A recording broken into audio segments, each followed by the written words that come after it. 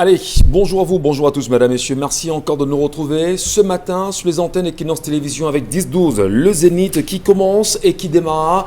Comment comprendre que demain, le 15 octobre, finalement, la loi des finances qui est très contestée au Cameroun, portée sur la téléphonie mobile et les téléphones Android et les tablettes au Cameroun, risque de rentrer en vigueur sans aucune contestation réelle des députés de la majorité présidentielle qui écument aujourd'hui l'hémicycle de Ngouaekele. Pourquoi ne se prononce-t-il pas? Comment expliquer que demain, 15 octobre, véritablement, on risquerait de passer à une autre attitude qui tend à tout faire pour extorquer de l'argent et surtout tuer le petit Camerounais en lui imposant de payer les taxes imposées bien sûr aux importateurs. Lui, le consommateur, qu'est-ce qu'il en sera? Que disent les Camerounais? Que vont-ils faire? Quelle réaction est attendue à quelques heures de cette mise en forme de cette loi de finances? Les Camerounais peuvent-ils se prononcer ou pas finalement? Madame, messieurs, on en parle dans cette édition de 10-12 au Zénith avec la grande famille. Vous êtes nombreux comme chaque matin nous regarder aux côtés de Charles Membachou, Bonbon Bengan Kandji, Dominique Audrey Oyengelek et Karine Sontiam. Nous sommes toujours unis pour la même mission. Au-delà de vous servir, nous vous amènerons encore loin, très loin justement, dans les réalités du Cameroun. Allons déjà saluer ce matin Charles Membachou qui est avec nous ce matin. Charles Membachou, bonjour à vous et bienvenue. Bonjour, monsieur Michel Ngachou. Bonjour à tous les téléspectateurs. Allez, non seulement nous saluons les téléspectateurs qui sont assez nombreux ce matin, vous semblez être peut-être déjà très en colère, Charles Membachou. Avec les choses de ce pays, on est obligé de se mettre en colère. Il aurait fallu parcourir la réponse aux préoccupations de l'association 10 millions des nordistes, n'est-ce pas, la réponse adressée par le ministre de la fonction publique et de la réforme administrative, Joseph Lé, dont la fille vient d'être admise, on va le dire comme ça, à l'École nationale d'administration et de magistrature pour comprendre la portée. Il a dit clairement à l'association 10 millions des nordistes que si on n'a pas respecté le quota, c'est parce que vous n'avez pas eu les 10 sur 20 et les 12 sur 20. Les nôtres ont eu. Si les vôtres n'ont pas eu, ça suppose qu'il y a un problème. Le stress devrait être dans votre camp. La remise à niveau devrait être dans le camp. Dieu seul sait ce qui s'est passé. Dans tous les cas, les vérités ne cessent de sortir.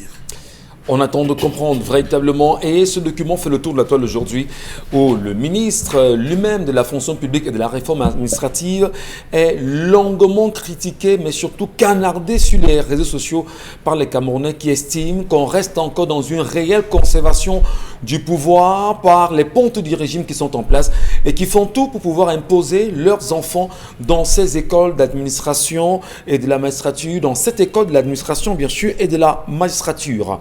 Bonbon Bengan Kandji, bonjour à vous et bienvenue. Bonjour monsieur Ngachou Mumba, bonjour à vos chers téléspectateurs. Sur ce problème-là, je poserai les positions de notre confrère Christophe Bobé Okono qui a dit que le ministre de la fonction publique aurait fait œuvre utile s'il avait simplement publié les statistiques de ces concours-là. On aurait compris qu'il y avait 5, 6 ou 7 de moyenne. Ça aurait été plus facile comme ça. Maintenant, je reviens et je salue respectueusement Père Ludovic Lado qui a engagé une marche pour la paix. Je ne suis pas chrétien, mais je le soutiens. Il a dit qu'il s'inspire des Saintes Écritures, notamment Jean, et dit et marche. Ça, c'est un signe pour les chrétiens de ce qu'on appelle l'espérance. Le peuple israélien quittant l'Égypte avait cette espérance d'aller à la terre promise, là où coule le lait et le miel. Ils ont quitté. C'est cet espoir-là, cette espérance-là que le Père, l'homme de Dieu, le Père Lado, est engagé. Mais sauf que, même ça, on le lui interdit.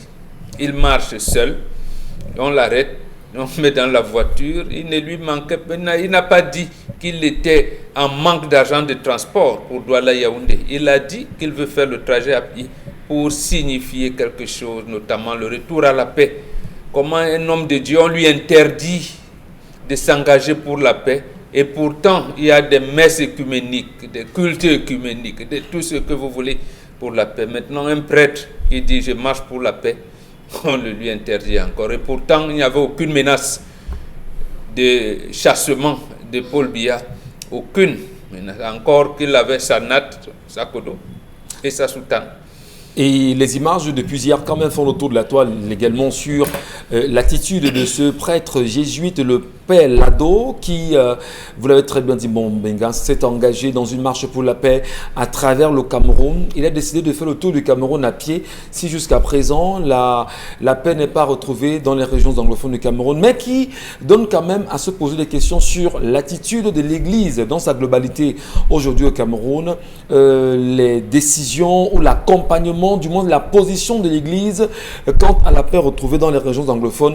Père Ludovic Lado s'est engagé et estime qu'il faut que quelque chose soit fait sur cette question. Karine Santia, bonjour à vous et bienvenue. Bonjour Michel et bonjour à nos téléspectateurs.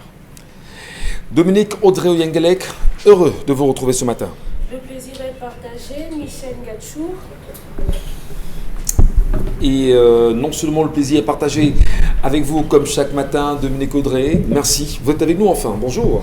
Bonjour Michel, bonjour aux téléspectateurs. Le plaisir est partagé certainement pour vous et moi et quelques-uns des téléspectateurs, mais pour le couple qu'on a eu en image hier au moment du journal de 20h, le couple Betchem qui réclame à corps et à cri la restitution de leur deuxième enfant. Pour ceux qui ont regardé le journal, ce couple dit avoir, durant tout le processus de la grossesse, eu les résultats selon lesquels la dame était enceinte de jumeaux.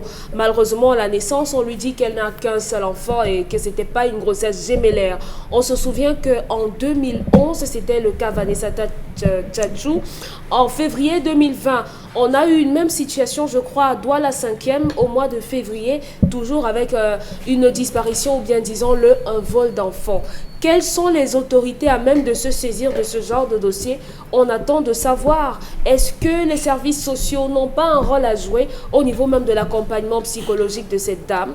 On se pose bien des questions ce matin. Que disent aussi les femmes sur la question qu'on entend très peu, alors que c'est un sujet qui est extrêmement sensible pour la société et les femmes qui devraient en réalité se prononcer pour nous donner un point de vue que non. Allez, ça bouge également. Et les hommes surtout avec lesquels elles font ses enfants. Bon, c'est oui, pas seulement les femmes. À ce niveau, permettez, monsieur le modérateur, c'est pas les femmes. Quand la femme est agressée... Non, on parlait des associations de femmes aussi. Hein. Non, voilà. Ici, il faut interroger deux corps. Le corps médical, parce que dans des analyses, là, ce sera aussi à vérifier. Le médecin aurait demandé à la femme, avant de passer à la césarienne, « Madame, aimeriez-vous partager quelque chose que vous aimez beaucoup ?» Est-ce que c'est ça, la femme va nous dire? Il ne faut pas oublier cette phrase. Il ne faut pas oublier cette phrase. C'est un détail justement. Oui, oui. Ce médecin qui demande à la femme... Lorsqu'elle regarde la porte, on lui dit que le sang va la salir, qu'elle ne regarde plus du côté de la porte. Ça, ce sont des détails qu'il faut prendre en compte. Et autre chose, l'homme doit protéger la femme. On parle bien.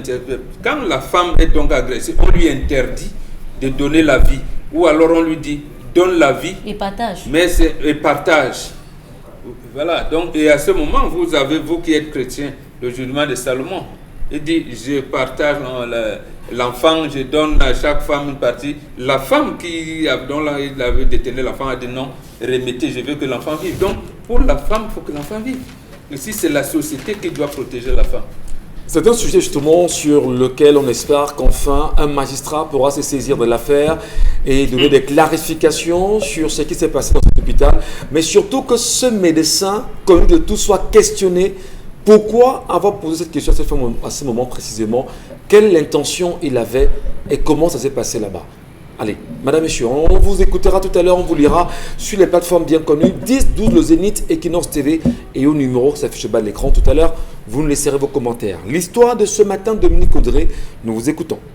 L'histoire que je m'en vais vous raconter est le partage de beaucoup de femmes, que ce soit dans le milieu artistique, dans le milieu entrepreneurial. Ce sont des femmes au travers de celle-ci, âgées de 32 ans, qui aimerait bien savoir, comprendre le pourquoi de son perpétuel célibat.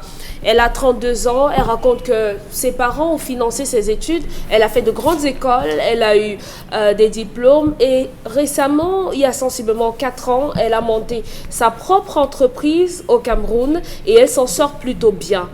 Mais le problème de cette jeune femme, c'est qu'elle n'arrive pas à trouver d'homme à sa pointure. Elle raconte que dans toutes les relations dans lesquelles elle s'engage, malheureusement, il n'y a rien de concret au bout. Elle estime que certainement elle doit avoir un problème ou elle doit être maudite, du moins elle a besoin de vos avis à ce sujet. Elle s'est rapprochée de pasteurs qui lui ont demandé de faire des neuvaines, des prières, des chemins de croix et tout ce que ça implique pour que le ciel s'ouvre et que son mari vienne vers elle, mais rien. Elle est allée même dans des églises de réveil. Rien, ça n'a pas fonctionné. Elle s'est rapprochée des traditionalistes et jusqu'ici, elle raconte qu'on lui a exclusivement extorqué de l'argent. On lui a fait boire des potions, des purges et des bains et tout. Mais jusqu'aujourd'hui, rien de concret. Elle ne s'est pas encore vue dans une relation qui a daté de 6 mois. Rien. Et elle aimerait savoir, est-ce que... qu'est-ce qui se passe? Pourquoi est-ce qu'elle est toujours toute seule? Est-ce qu'il n'y a pas une autre mainmise de quelqu'un ou de quelque chose qui soit à l'origine de ce célibat perpétuel? Donc, vos avis, elle en a besoin. Comment comprendre cette situation? Non seulement son avis de femme... Et il faudrait mentionner que ça, aujourd'hui, on parle des femmes, mais également au quotidien, on rencontre des hommes qui ont du mal à se caser également. Donc, on pourra essayer de voir le pourquoi de ces choses. Allez, merci beaucoup Dominique Audrey, non seulement des avis de nos téléspectateurs à travers le monde ce matin et sur les plateformes connues, vous aussi, vous avez un avis sur cette question quand même. Qu'est-ce qui peut expliquer qu'une femme qui est bien bâtie, intellectuellement parlant, qui a toutes les qualités, qui dit quand même être bien élevée, qui a toujours respecté ses parents, qui suit religieusement tous les conseils, qu'elle n'ait pas la chance de trouver un mari à son goût? Est-ce que ce n'est pas le problème qu'il souhaiterait avoir un mari plutôt à son goût que d'attendre de donner la chance à un homme de l'épouser véritablement? Parce que dire quand même qu'elle attend un homme à son goût, c'est problématique, non? Michel Gachot, si je vous offre une robe, est-ce que vous allez porter? Non. Si je vous offre une chemise à motif bizarre, est-ce que vous allez porter? Non. Ça veut dire que vous portez des choses qui vous plaisent. Vous vous mettez avec des gens parce que ça vous convient. On ne va pas se mettre avec un homme simplement parce qu'il faut se marier. Il faudrait qu'il y ait le minimum pour qu'on puisse s'entendre. Écoutez, aujourd'hui, malheureusement, que ce soit pour les hommes ou pour les femmes, on se met en couple avec des personnes avec qui on a quand même des centres d'intérêt. Il faudrait qu'on puisse se comprendre, qu'on puisse se compléter. Et cette femme, visiblement, jusqu'aujourd'hui, n'a pas encore trouvé un homme à même de pouvoir la comprendre. Combien d'hommes aujourd'hui acceptent que leur femme travaille? Ils sont peu nombreux. Bon, est-ce que le débat c'est à ce niveau? Parce qu'elle dit bien qu'elle n'a pas la chance de trouver un homme à son goût. Elle a 32 ans. Elle a déjà fait ci, elle a fait ça. Elle a un petit emploi. Elle s'en sort plutôt bien. Elle a tenté quand même 2 ou 3 aventures, ça n'a pas marché. Mais qu'est-ce qui peut expliquer ça? Qu'est-ce qui peut justifier? Et elle dit encore qu'elle est très jolie, dites-vous. Oui. Mais qu'est-ce qui peut... Il ne suffit pas d'être jolie pour avoir un homme, je suis désolée. Ça va au-delà. C'est pour ça que je dis aux gens, arrêtez de vous concentrer sur la carcasse. La femme, c'est beaucoup plus que les longs cheveux, les ongles jusqu'à étourdis, des talons à... Non, la femme, c'est beaucoup plus. Les hommes, aujourd'hui, lorsqu'ils veulent se balader, lorsqu'ils veulent exposer leur palmarès, ils vont se taper la fille la plus bling-bling. Mais dans leur maison, ils ont besoin d'autre chose. La bonne femme n'est pas celle qui brille de 1000 feux. Vous avez dit dans leur... Pardon? Dans leur maison. Dans leur maison. Ah, dans le foyer. Merci, ma fille. Mais je l'ai toujours dit, Père Bobo. Non, merci. La belle femme, la bonne femme. On vous arrête pas pour rien. Oui, oui. Le paraître sur lequel beaucoup de femmes aujourd'hui s'appuient, c'est quelque chose de nocif. Les hommes ont besoin de beaucoup plus que la femme qui a de longs cheveux, la femme qui est bien maquillée et tout. Merci, non, vraiment. Même à mes frères, je n'accepterai pas qu'ils prennent une femme simplement parce que... Charlamel, vous laissez Dominique Audrey pour C'est trop bon. Vous nous dites vous laissez-nous apprécier. Vous ne croyez pas que ce soit de Dominique Audrey aujourd'hui? D'accord, Dominique. Alors, vous estimez justement que au-delà des hommes, au-delà de la beauté physique, oui, il y a autre chose que les hommes attendent? Oui, Oui, la femme doit offrir beaucoup plus. Est-ce qu'on ne peut pas se demander si cette fille également, si sa maman ne lui a peut-être pas tout donné aussi? Parce que très souvent, on a le sentiment que beaucoup aujourd'hui semblent ne pas avoir aussi la bonne éducation du mariage. Les mamans ne disent peut-être pas tout à leur fille en leur disant, écoutez ma fille, lorsque tu vas, je sais pas trop, voilà des comportements qu'il faudrait avoir lorsque tu rencontres un homme.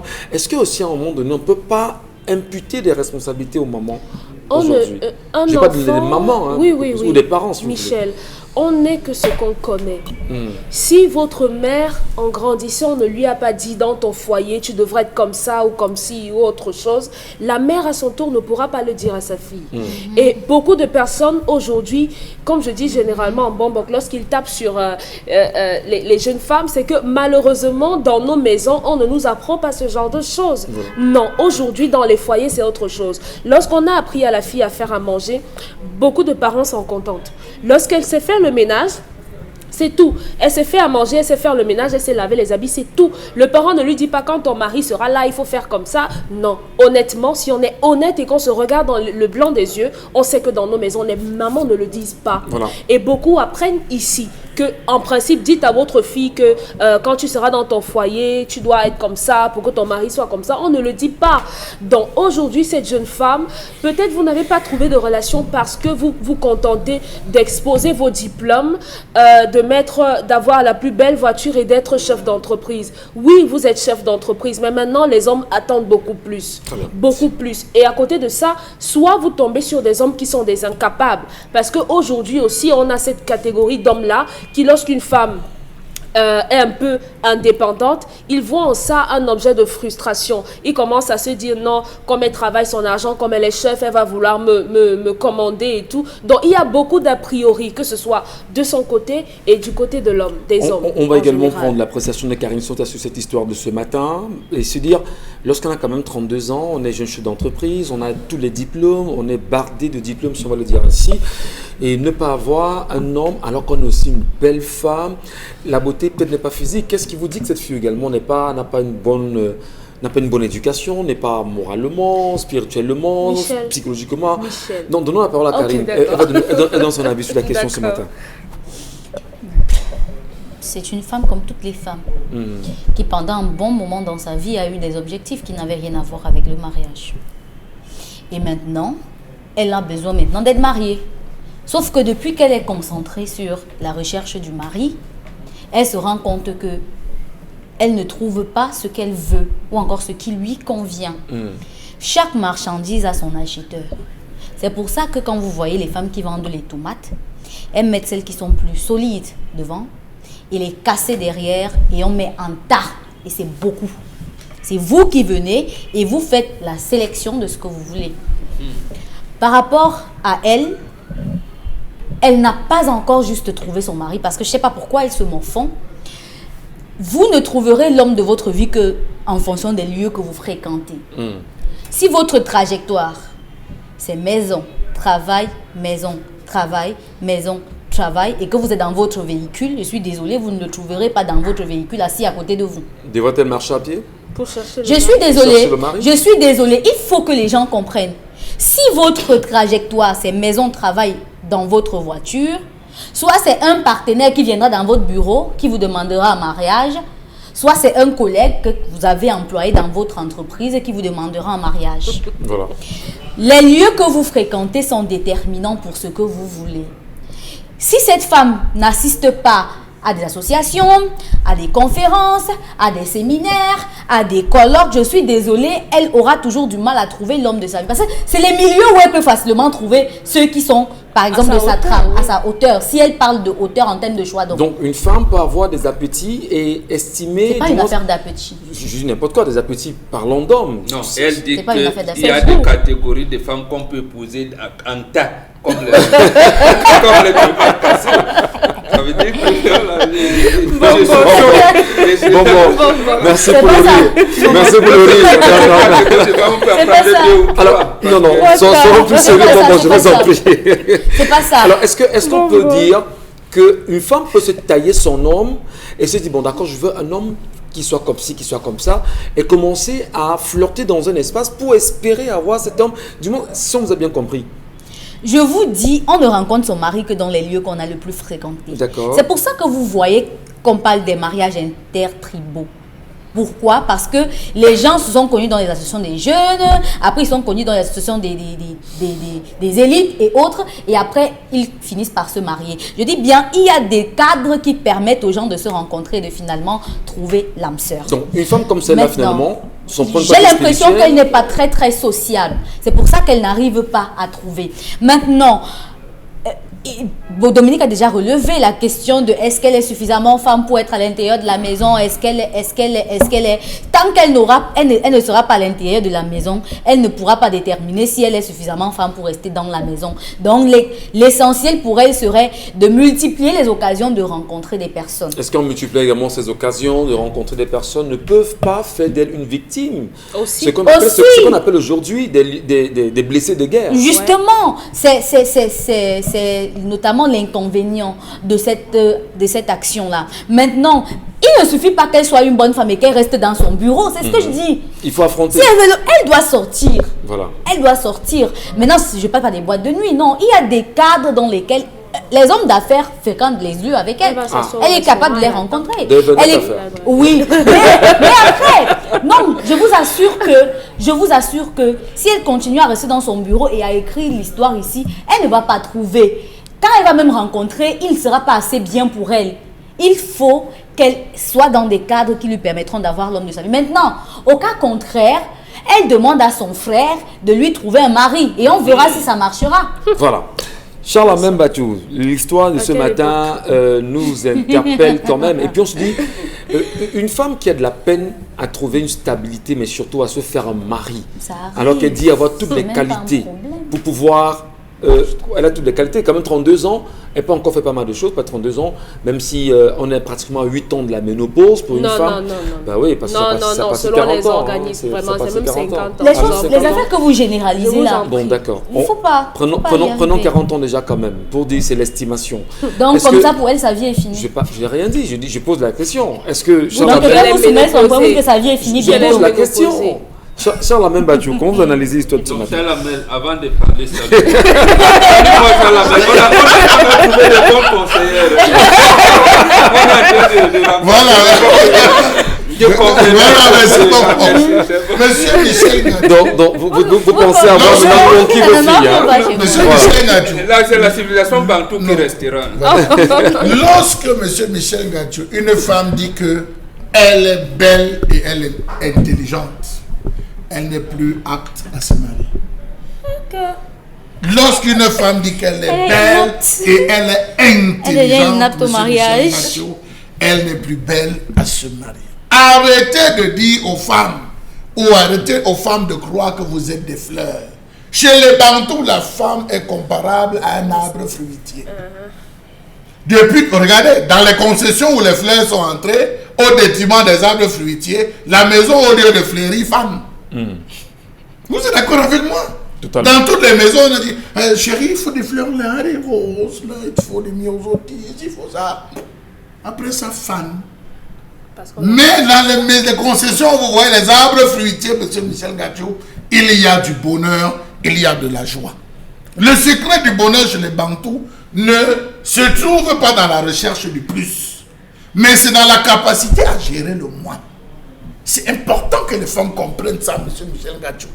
La femme ne choisit pas son homme. C'est l'homme qui choisit la femme. Parce que la femme a toujours une question. Et là, Dominique secoue la tête, va être d'accord avec moi. Quand vous dites à une femme, je t'aime, je veux vivre avec toi, elle vous répond, pourquoi moi? C'est vous qui choisissez? Oui. Ah, quand vous demandez pourquoi moi? Je ne demande pas ça. Non, bon, c'est la télé. Vous savez, la télé.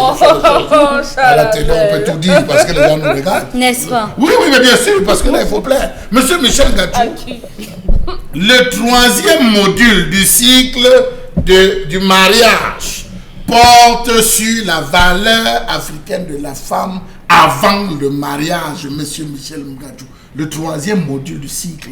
Le cycle, c'est ce que vous appelez l'université ici, hein? L'école, nous on appelait à l'époque le cycle. La femme de valeur se lève chaque matin, fait elle-même le lit et contrôle personnellement l'hygiène de son mari, de la chambre conjugale et de sa maison. La femme de valeur qui souhaite le mariage veille sur la cuisine de sa mère et se prépare à veiller sur la cuisine de sa future belle-mère. Ouais. La femme qui aspire au mariage ne prend dès l'instant pour valeur essentielle que son père. C'est son père qui est la valeur essentielle. La femme de valeur se bat jusqu'au sang pour démontrer à l'homme qu'il a choisi quel est le meilleur choix qu'il aurait dû le faire, M. Michel Ngatou. C'est d'où je m'arrête là. C'est des choses que les gens devraient comprendre. C'est des modules d'enseignement. Donc une femme aujourd'hui qui dit qu'elle est intelligente, premièrement, cette femme ne met devant que son travail. Rien que son travail. Oh, je suis ceci, il faut que je gagne de l'argent. J'ai rendez-vous avec qui? Monsieur Michel Ngatou, aimer une femme demande du temps. Aller en mariage demande de la passion. Demande beaucoup de... Attends, ce matin, tu t'es levé, mais tu vieillis. Déjà, mon chéri, tu as les cheveux blancs. C'est de l'attention. Ça te demande, monsieur Michel Ngatou, on va dire, de brûler les doigts. Combien de femmes aujourd'hui préparent de la nourriture? Je connais des messieurs, ils ont tout comme argent, mais ils n'ont jamais goûté un repas fait maison parce que c'est la domestique, parce que madame est occupée, madame est chef d'entreprise. Quand madame se bat trop ce dimanche, elle fait un ragoût. Elle fait un ragoût avec où le cube dépasse à des moments où c'est le sel, où c'est trop pimenté, parce que madame travaille, madame peut souffrir tous les voyages. Le couple est aisé, mais le bonheur, il n'y a pas. Et vous ne devez pas oser critiquer. Hein. Et vous ne devez pas critiquer. Donc, je pense que M. Michel Ngatou, cette femme devrait faire le vide à un moment donné. Donc, quand je le dis, les filles me regardent, comme si j'avais déléguer et dire, je veux devenir femme. Une femme, c'est la soumission. Savoir se soumettre à son mari. Elle, aujourd'hui, qui est en train de se lancer, a-t-elle appris la soumission? Même quand on nous raconte l'histoire, je suis allé chez les marabouts, je suis allé chez ceci, je suis allé chez cela pour chercher. Monsieur Michel Ngatou, elle n'aura jamais la solution. Donc le vrai marabout des filles, c'est quoi alors? L'éducation, au mariage? Mais c'est ça. Est-ce que c'est pas également interpeller les parents? Parce que je dis, non, les parents monsieur Michel Ngatou, les parents que nous étions, que d'aucuns étaient, c'est de la mauvaise foi de dire que un parent n'enseigne pas ça. Vous avez des papas qui se lèvent. Vous croyez que tous les parents le dit, monsieur Michel Ngatou. On ne juge pas son parent. Monsieur Michel Ngatou, c'est de la mauvaise foi. Parce qu'il y a des parents qui vont se lever et dire que fais ma fille, fais-moi les yeux. Parfois, la maman voyage. Pour les couples monogames, la maman voyage. La grande fille à la maison, c'est elle qui doit assurer la cuisine, préparer. Elle se permet d'acheter les poissons brisés tout le temps pour nourrir papa à la maison. Papa ne se plaint pas. Ça devient un problème. Mais quand il crie sur sa femme estime que le père ne l'aime pas et le percute sur les enfants. J'estime que les jeunes filles d'aujourd'hui devraient véritablement aller à l'école du mariage. Elle n'était pas prête. Cette école justement du mariage, on va comprendre. Ce que nous faisons ici de lundi à vendredi, entre cette première partie, c'est l'école du mariage.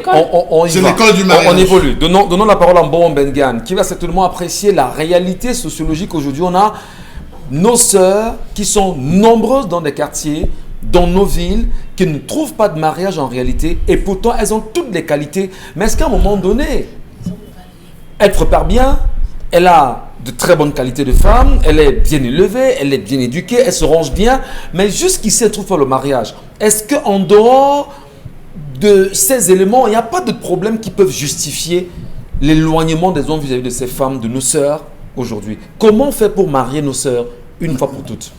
Est-ce que vous avez dit que c'est automatique? Non. Nous voulons que nos sœurs se marient, Karine. Vous voulez pas vous marier? Oui. Nous voulons vous voir marier. C'est son problème, les autres, c'est pas leur problème. Bon, d'accord. On ne mélange pas. Non, mais écoutez, on est quand même là pour promouvoir 32 ans. 32 ans. Ouais, on est là pour promouvoir le mariage. Elle pensait comme ça, elle me disait que non, il ne faut pas se marier, le mariage n'est pas un François. Bon, la parole justement. Qu'est-ce qu'on peut faire pour toutes ces filles, pour toutes ces sœurs qui veulent le mariage alors qu'elles ont tout et malheureusement elles n'en trouvent pas?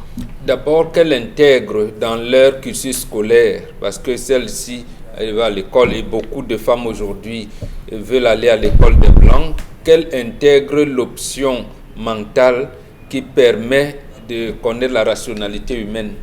Ça veut dire quoi en réalité? Ça veut dire que au-delà de ce que Charles Hamel a développé tout à l'heure, il faut rester dans le cadre familial. La mère, la femme identifie son mari au regard de son papa. Au regard de son papa, il peut arriver que papa est un alcoolique. Je prends le cas extrême. Il ne dit pas, je ne veux pas que j'ai un mari alcoolique. Elle commence donc à stabiliser son papa. Elle lui dit, mais papa, qu'est-ce qu'on n'a pas fait pour que tu sois, pourquoi tu rentres tard, tu me fais honte, mes camarades me font, voilà. Parce qu'elle voudrait une certaine stabilité. Mais elle le fait avec sa maman comme coach. Voilà. Quand vous avez vu, parce que vous voyez souvent ça, que vous dites, mais cette femme-là, quelle malchance l'a eu. Mais elle reste là. Et vous voyez comment il y a de l'amour, parce que précisément, elle a compris qu'une femme a pour devoir principal d'oxygéner la maison. C'est pour ça que Charles Hamel vous a parlé de l'arbre fruitier et de la fleur. Si les femmes aujourd'hui doivent éviter d'être des fleurs, c'est pour ça que je prends ce cas extrême. Papa n'est jamais là. Il arrive même que papa a des enfants dehors, comme on dit. C'est là les filles d'aujourd'hui qui disent avoir été à l'école long crayon. Mais long crayon, justement, ça ramène à ce que la femme nous avait dit quand l'école des Blancs arrivait. La grande royale. Elle a dit, nous allons perdre en nos enfants l'essentiel de ce que nous aimons en eux. Mais envoyons-les à l'école quand même. Donc aujourd'hui, c'est la femme la première qui doit le savoir. Mais qu'elle cesse, deuxième chose, les rivalités avec les hommes. Moi, quand je vais réussir ma vie, l'autonomisation financière, l'autonomisation. Celle-ci, donc, elle a une autonomisation financière, elle est long crayon, mais elle sent qu'elle n'est pas complète. Quel est le problème si une femme est autonome financièrement? Non, ce n'est pas celle-ci. Non, le problème, celle-ci, elle a un problème. Elle sent qu'elle est à moitié là. Voilà. C'est elle-même qui pose son problème. Je lui dis, demande donc, dans ce cas, de s'identifier à son père. La fille doit toujours manager son papa. Toujours. Supporter son papa. C'est là où elle va donc apprendre les préceptes que nous disons aussi, que Charles Hamel vient de dire tout à fait. Le respect, c'est-à-dire que peut avoir tombé sur un mari que tu vas le respecter, l'assister et l'accompagner. Voilà. Maintenant, elle va dire, elle a fait les études universitaires. Donc, de la maternelle ou de la CIL jusqu'à là où elle est trouvée, elle n'a pas rencontré des amis. Elle est en relation des camarades. Elle dit, elle est en relation, ça ne met pas long. Ça veut dire qu'elle doit donc se poser la question. Parce que ici, le côté qu'on pourrait dire mystique n'est pas trop à questionner. Très bien. Non, c'est pas trop à questionner. En 90, cela avait fait un scandale au Cameroun. On se rappelle, c'était un communicateur, je préfère le donner comme ça, qui avait épousé la fille d'un richissime homme camerounais, un opérateur économique. La fille rentre, un jour, le monsieur rentre, il appelle, lui dit, mais attends, tu devais rentrer, au moins chauffer de la nourriture, tu connaissais que j'aurais. Il lui dit, non, il y a le micro-ondes là-bas, mets la nourriture dedans, tu appuies. Il a dit, ah bon, il dit, ok, comme tu es sorti, plus jamais tu ne remets les pieds chez moi. Et c'est comme ça que ce mariage est terminé. On a cru que l'opérateur économique devait faire des sérieux problèmes. Il a dit à sa fille, je reconnais là que j'ai échoué. La fille a préféré prendre les bagages et dire à sa mère, je vais en France. De France, aujourd'hui, elle est aux États-Unis, là où elle gueule tranquillement. Donc, c'est pour vous dire, monsieur Michel Gachou, que rendu à un niveau, le père qui a raté, c'est. La fille, aujourd'hui, vous allez voir une fille qui mate son mari. La fille qui mate son mari, posez-lui la question, elle va dire que c'est ce que mon père faisait à ma mère. Elle a pris le mauvais côté. Or, une autre fille va dire, non, je ne veux pas vivre ce que ma mère a vécu. Comment faire? Il faut se rapprocher de papa. Non, c'est pas maté. Mais je veux... Ce n'est pas maté. On va se concentrer sur la même. Juste une virgule. Est-ce que nous-mêmes, les hommes, ne sommes pas pour quelque chose? Non. Justement, pour une fois. Justement. Non, est-ce que vous savez? Est-ce que vous savez? Attends, c'est une question des hommes.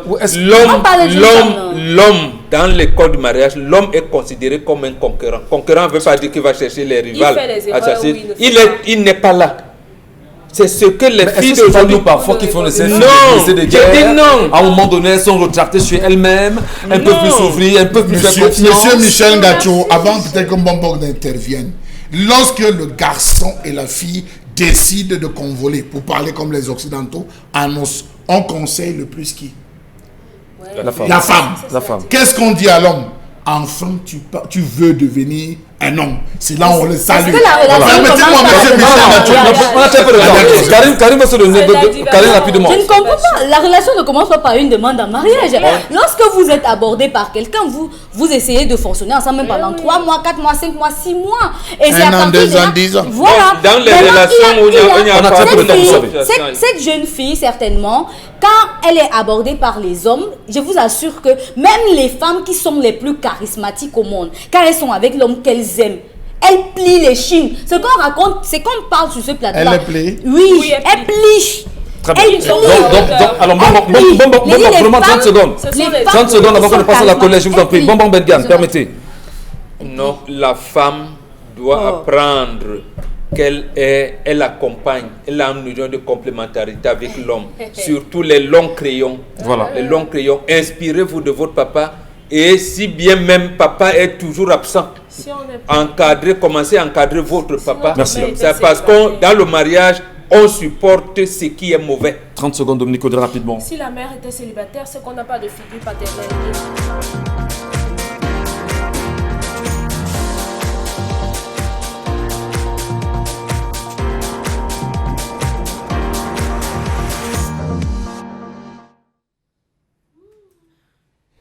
Allez, la colère de Charlemagne Batchou.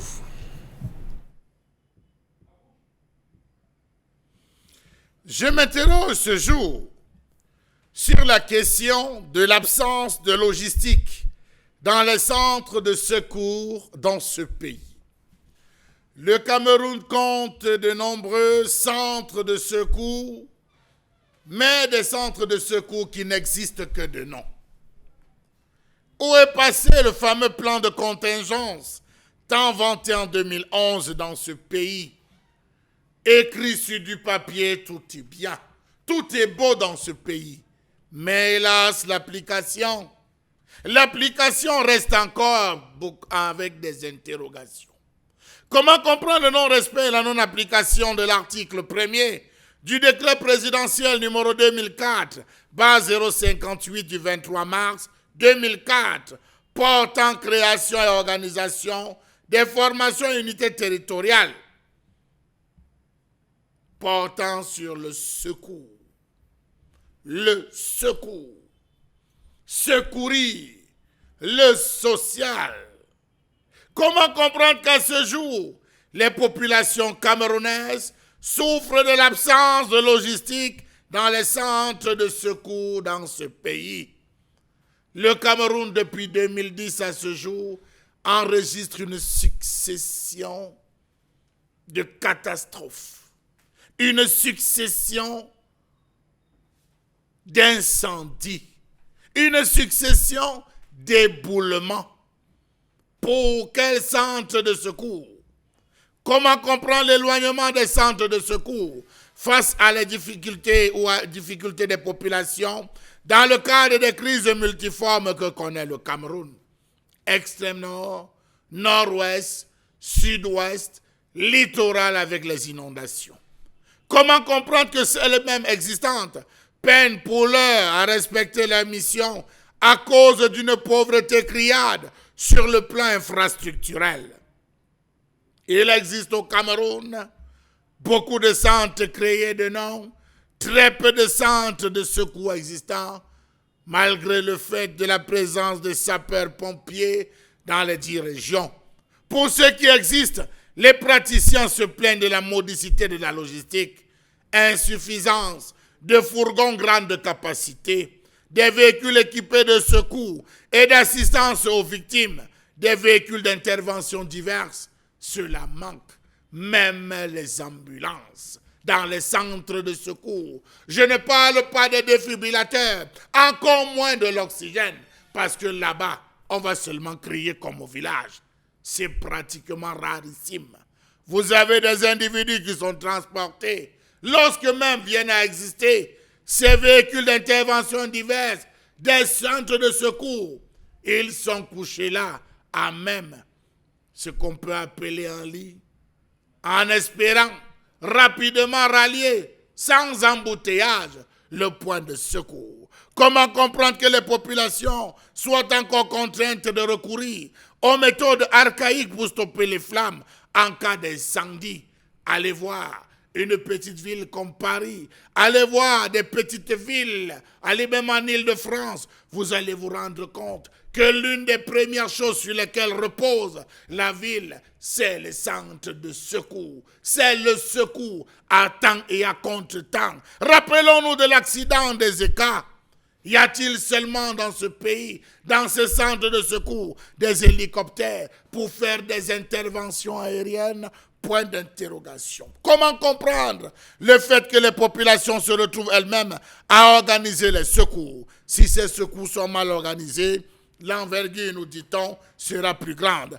Comment comprendre que même les sapeurs-pompiers ne couvrent pas l'ensemble du territoire national? Savez-vous que même à Yabassi, il n'existe pas une caserne de sapeurs-pompiers? Imaginez un cas grave s'il viendra avoir un incendie dans cette zone, et j'en passe. Comment comprendre cette faiblesse dont fait preuve les centres de secours dans ce pays? Pourtant, ce n'est pas l'argent qui manque. Où est passée donc cette notion du secourisme pour parler d'elle? Parce que ailleurs, c'est obligatoire. Une formation au secourisme. Comment comprendre cette faiblesse des effectifs par rapport à l'immensité du territoire à couvrir? Savez-vous par exemple que le ratio est actuellement d'un sapeur-pompier pour 20 000 habitants, alors que l'idéal aurait été au Cameroun un sapeur-pompier pour 200 habitants? Savez-vous qu'il existe de nombreuses zones non couvertes par les centres de secours, état de fait qui augmente notablement la distance et les délais d'intervention dus aux élongations? Voilà la souffrance dans laquelle se trouve le Cameroun en ce moment, conséquence du nombre de morts dans les accidents, du nombre de morts dans les incendies, du nombre de morts dans les inondations, et que dira-t-on enfin des éboulements. Merci beaucoup Charles Amen Batiou pour la colère de ce matin exprimée. Et on se pose également toutes ces questions, de mieux, on se pose toutes ces questions afin de mieux les comprendre. Qui gère le secours au Cameroun? Comment ça s'organise? Et qui s'en occupe d'ailleurs en ce qui concerne les catastrophes aujourd'hui? Puisque le Cameroun en connaît, les accidents, les éboulements et tout ce qui va avec. Alors prenons rapidement l'appréciation de cette colère avec vous, Karine Sontia, ce matin. Vous nous faites savoir que c'est un problème réel au Cameroun. Oui, c'est un problème réel parce qu'en principe, dans la ville de Douala, il devrait y avoir 3 centres de secours, notamment dans lesquels devraient se trouver les sapeurs-pompiers pour être plus proches des populations en cas où vous commencez par Douala pour qu'on comprenne mieux la situation. Et il y a un centre qui a été annoncé à Mbanga Bakoko. Les travaux ont été prévus pour septembre 2017, sauf que nous sommes en 2020 et la construction devait durer 6 mois. Jusqu'aujourd'hui, on ne sait pas si ce centre est terminé ou pas, mais lorsque vous tapez les recherches et que vous allez sur le terrain, vous voyez qu'il n'y a pas d'effectivité dans ce sens-là. Ce qui signifie que les secours au Cameroun relèvent encore un peu plus de beaucoup d'amateurisme de la part de ceux qui nous dirigent. Parce que les acteurs, même sur le terrain, ils ne sont pas si nombreux en termes numériques et en termes d'infrastructure. Ils aimeraient peut-être bien travailler, mais après, ils n'ont pas le matériel qu'il faut parce qu'il y a tellement de choses à avoir. Il ne faut pas juste des véhicules. Les cas, par exemple, comme Ezeka, il fallait un hélico pour notamment aider à secourir les personnes et à faire transporter les personnes qui étaient accidentées. Il y a des cas, par exemple, comme Ngouaché, où il fallait l'apport des sapeurs-pompiers. Mais vous voyez que n'eût été la présence des populations qui elles-mêmes étaient très engagées, les sapeurs-pompiers n'auraient pas pu y arriver jusqu'au bout. Précisons qu'il y en avait dans la population qui avait des pioches. Voilà. Pour pouvoir, et puis, il y en a maintenant qui, compliqué. pendant le moment où il fallait retirer les dépouilles, étaient obligés parfois d'enlever un doigt à un corps et autres, justement parce que ce n'est pas des personnes formées qui le faisaient. Et pourtant, les sapeurs-pompiers ont ce travail-là. Ils ont une autre tâche qui est notamment de sauver des vies, mais aussi d'aider les personnes au moins à bien faire leur deuil lorsque on a une vie qui est perdue. Il y a que leur logistique est très délicate parce que ça dépend du secours qu'il faut apporter aux personnes ou alors protéger les personnes ou bien désincarcérer certaines situations. Lorsque vous arrivez dans la rue et qu'il y a des égouts qui sont bouchés par exemple, les sapeurs-pompiers devraient être là, sauf qu'il n'y a pas d'égouts au Cameroun. Les sapeurs-pompiers arrivent et puis ils procèdent à la désincarcération. Quand vous voyez devant le Camtel des Pandas, il y a un creux qui est carrément là-bas et pourtant c'était des travaux qu'on avait fait. Après les travaux, on n'a plus rien fait. Et après, maintenant, lorsqu'il pleut, l'eau stagne de ce côté. Les sapeurs-pompiers ont aussi un travail à faire de ce côté-là. Maintenant, il y a on pense dans notre société que les sapeurs-pompiers n'agissent que lorsqu'il y a des incendies, alors que leur spectre d'action est très large. C'est pourquoi ils dépendent particulièrement de la protection civile. Très bien. Et vous parlez bien sûr de protection civile, on verra ce qu'ils font dire tout à l'heure, mais il faut quand même reconnaître que le matériel, le manque de matériel est quand même criard pour tous ces secours aujourd'hui, Dominique Audrey. Charlamel l'a précisé. Tout à fait. Lorsque, pour les personnes qui sont déjà montées dans des ambulances pour accompagner des gens, vous avez l'impression que vous êtes simplement dans un taxi, qu'au lieu d'attendre cette ambulance-là, vous auriez dû prendre un taxi tout bonnement pour vous ramener au niveau de l'hôpital. La police, la gendarmerie, le SAMU, les sapeurs-pompiers font partie du corps des services de secours. Entendez également par là la protection civile parce que de façon générale, on peut dire que c'est une branche de ce secteur-là. Il y a que lorsque vous parcourez certains livres ou bien que vous regardez des documentaires ou bien écoutez des documentaires, faites même des recherches, vous vous rendez compte que ces ambulances-là, pour les sapeurs-pompiers et autres, ont un rôle important et prépondérant. Parlons par exemple des sapeurs-pompiers. Est-ce que vous saviez que lorsqu'on décide de construire des bâtiments de très grande hauteur, ils ont leur mot, ils ont leur rôle à jouer. Ils doivent valider ou invalider certaines constructions pour pouvoir leur permettre de pouvoir intervenir en cas de sinistre. Au moment des inondations, on a vu des inondations avec des vidéos dans d'autres pays. Vous voyez comment avec des hélicoptères, on vient enlever des gens sur des maisons et autres. Est-ce que c'est le cas chez nous? Non, on ne peut pas en dire autant. On a vu comment les récentes inondations ici à Douala, comment les gens se démenaient par eux-mêmes pour pouvoir s'en sortir. Où étaient passés ces sapeurs-pompiers? On n'en a pas vu. Oui, monsieur. Non, peut-être pas, ça ne passe pas seulement les sapeurs-pompiers. Est-ce que ces sapeurs avaient le matériel adéquat? Parce que le problème fondamental ce matin, c'est est-ce qu'ils ont le matériel adéquat? Ils n'ont pas le matériel et ils sont en nombre inférieur. Il n'y a pas de personnel à ce niveau-là. C'est montrer peut-être la légèreté que l'on accorde à ce secteur de la protection civile. Oui, on n'y accorde pas d'intérêt. Il y a des ambulances aujourd'hui à l'étranger, en France notamment, qui permettent de faire des examens pendant que vous êtes encore dans l'ambulance. Et il y a une sorte de télétransmission pour l'hôpital qui va vous recevoir. Donc, en fait, de façon plus simple, c'est une sorte de chaîne. De l'ambulance à l'hôpital, on est en contact. On sait que le malade qui arrive aura besoin de telle autre chose parce que ici, puisqu'on l'a avec nous, on a commencé à faire les premiers examens. Est-ce que dans nos ambulances c'est possible? Non. Est-ce qu'on a des carnets informatisés pour les malades dans nos hôpitaux? Non. On n'a rien du tout. Donc, on n'a pas d'ambulance, on n'a pas de sapeurs-pompiers et la police même, combien de fois est-ce qu'elle intervient lorsqu'il faut protéger les gens? Est-ce que les sapeurs-pompiers sur le terrain prennent la peine d'organiser des formations, le secourisme, les premiers secours avant de les appeler, avant qu'ils n'arrivent? Il y a le problème d'eau, ils n'ont généralement pas d'eau lorsqu'ils arrivent pour éteindre les incendies. Pas toujours. C'est pas possible. Il n'y a pas de routes pour pouvoir accéder ils ont très peu d'eau au lieu parfois. où il faut éteindre l'incendie. C'est un autre problème également. Donc il y a un enchevêtrement de beaucoup de difficultés. Et dire que c'est un réel problème de protection civile. Bon, Bengan Kandji. Oui, protection civile, il y a une direction comme ça au ministère de l'administration territoriale, mais à côté, il y a également une direction de catastrophe. Donc les deux vont de pair. C'est pour dire quoi? Pour dire un peu ce que disait le secrétaire d'État américain à un moment donné, M. Henry Kissinger, il disait, je le cite, l'homme d'État se définit non pas par la grandeur de ses objectifs, mais par la catastrophe qu'il saura éviter à son peuple. Fin de citation. Donc, en réalité, Karine a parlé de 3 noms. Aujourd'hui, il devrait avoir au moins 4 unités de sapeurs-pompiers à Douala.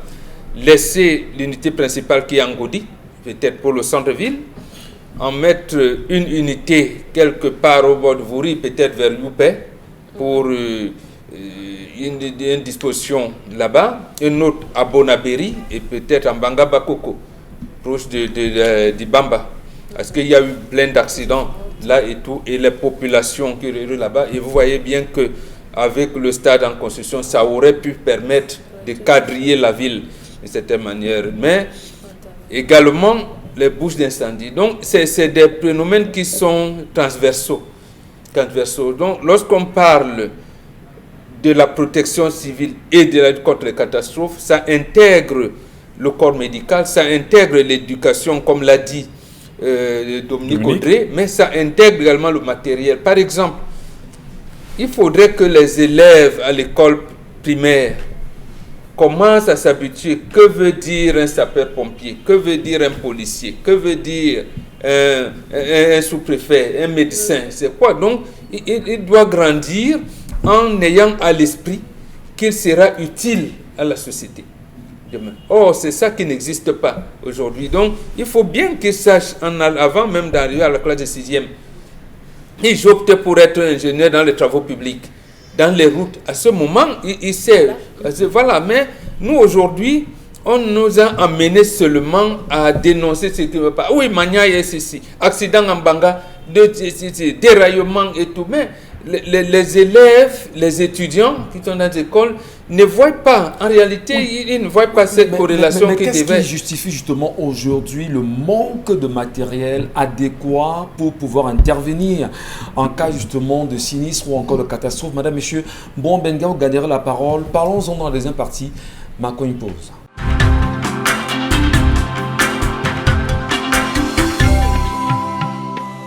Bon retour, mesdames, messieurs, merci à vous, merci à tous de nous rester présents, mais surtout fidèles sur les antennes d'Equinox Télévision. 10-12 le Zénith se poursuit en même temps avec vous et nous tentons évidemment de comprendre les questions qui se greffent à la République aujourd'hui. Le Cameroun doit-il émerger ou pas? Où est-il émergent?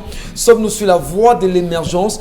Et nous nous posons des questions qui sont, on va dire, réelles, des questions circonstancielles, des questions factuelles, oui, pour mieux comprendre si le train de l'émergence est avec nous ou pas. Et Charles Amène Bachou, à l'instant, dans sa colère, exprimait encore le manque d'infrastructures, le manque de matériel, le manque de ressources humaines en ce qui concerne la réalité autour des interventions dans les catastrophes ou encore des accidents bien connus au Cameroun aujourd'hui. Les appréciations divergent non seulement sur la toile, mais pour vous qui nous regardez ce matin, merci de continuer à échanger avec non seulement les internautes que vous êtes, puisque vous êtes assez nombreux justement à le faire. Bonbon Benga tentait justement de nous donner quelques pistes de solutions pour qu'on puisse en arriver et sortir de cette question qui fâche tellement Bonbon Benga. Qu'est-ce qu'on peut faire pour trouver des résolutions à ça, puisqu'il s'agit d'un problème aujourd'hui de catastrophe et de protection civile? Vous le disiez à l'instant. Justement, une partie de la réponse entre dans l'introduction que vous venez d'énoncer là tout à l'heure. Vous dites le Cameroun doit émerger. Certes, mais pour qu'on y arrive et corriger ce que Charles Amel déclame dans sa colère aujourd'hui en le décriant, c'est quoi? Cameroun, qui était un pays à revenu intermédiaire, qu'est-ce qui s'est passé pour qu'il devienne un pays pauvre et très endetté? Ça veut dire qu'il y a une orientation politique qui nous a amené à cela. C'est-à-dire qu'on abandonne ce qu'on appelle la maintenance. Je pense que c'était hier ou avant-hier que Charles Amène nous a mené encore dans voilà, avec SICAM, avec un certain nombre de choses. Donc, vous allez vous rendre compte que c'est Cancan qui le disait. Et je n'aime pas le commerce de détail, j'aime le commerce en gros. Donc, il faut prendre les problèmes du Cameroun dans leur globalité. C'est pour ça que je disais, les CFS sont transversaux. Oui. Vous allez vous rendre compte qu'il parle de la protection civile, la direction de catastrophe. Or, c'est sous l'encadrement du ministère en charge de l'administration territoriale. Mais on est là dans le champ beaucoup plus de la santé publique. Maintenant, vous allez donc interroger l'hôpital qui a pour mission d'administrer les soins et de faire des recherches. On ne vous dit rien. Donc, voilà où nous en sommes.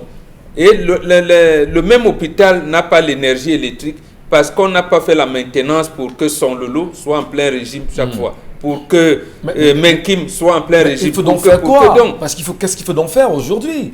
On a ces réalités. On attache le cœur, cher ami. C'est comme si on veut vous avez un abcès qui vous dérange. Mais ça fait 38 ans qu'on fait une petite chirurgie. On connaît, on balaye l'escalier en commençant par le haut. Il n'y a pas de 36 000 solutions. Tout le monde connaît la formule. Quand on ne peut pas, on laisse. Et quand on ne peut pas laisser, donc on commence à balayer. Il n'y a pas 36 000 solutions. De toutes les manières, on balaye un escalier en commençant par le haut. Est-ce que c'est la solution, Chalamel? Oui. Balayer l'escalier en commençant par le haut, oui. Mais est-ce que cela va résoudre le problème de façon urgente? Monsieur Michel Ngatou, il faut dire que... Attendez, calme. Il est dans les urgences, à l'hôpital. Quand on est dans les urgences, après les urgences, on va dans la salle d'hospitalisation. Et du coup, vous voulez tout faire dans les urgences. Non, l'hôpital ne se limite pas aux urgences. Les urgences, c'est pour prendre les cas, j'allais dire, voilà, pour les amener à l'hospitalisation classique et sortir de l'hôpital. Vous pensez qu'on ne règle pas le problème à l'urgence? Hospitalisation et guérison, Chalamel. Voilà. Qu'est-ce qu'on en fait? Monsieur Michel Ngatou, il faut dire que des années 2010 aux années 2012, le Cameroun a connu des tragédies. Je pense que c'est en fin 2015-2016 on est revenu sur l'appellation, Monsieur Michel, de triangle de la mort, parlant de l'axe Douala-Yaoundé, Yaoundé-Bafoussam, Bafoussam-Douala. Voilà le triangle de la mort. Se sont ajoutés encore d'autres villes comme Yaoundé, Bertois, Garoua-Boulaye, Gaoundéré, avec les différents accidents qu'on avait eu enregistrés. L'urgence s'est posée et c'est dans plusieurs discours, M. Michel Ngatou, notamment un du chef de l'État, où il a abordé la question des centres de secours. Il avait dit qu'il était plus qu'urgent, il est plus qu'urgent qu'on mette en place des centres de secours qui vont permettre à éviter les tragédies que nous vivons. Quand on parle de tragédie, une feuille de route avait été déterminée, M. Michel Ngatou.